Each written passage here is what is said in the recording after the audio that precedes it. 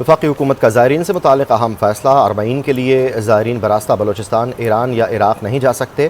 وفاقی وزیر داخلہ محسن نقوی نے آگاہ کر دیا، کہتے ہیں عوام کے تحفظ اور نیشنل سیکیورٹی کے پیش نظر مشکل فیصلہ کرنا پڑا۔ دفتر خارجہ اور بلوچستان حکومت کے ساتھ مشاورت کے بعد یہ فیصلہ کیا گیا۔ وزیر اعظم شہباز شریف نے بھی زائرین کے لیے خصوصی پروازوں کے انتظامات کی ہدایت کر دی۔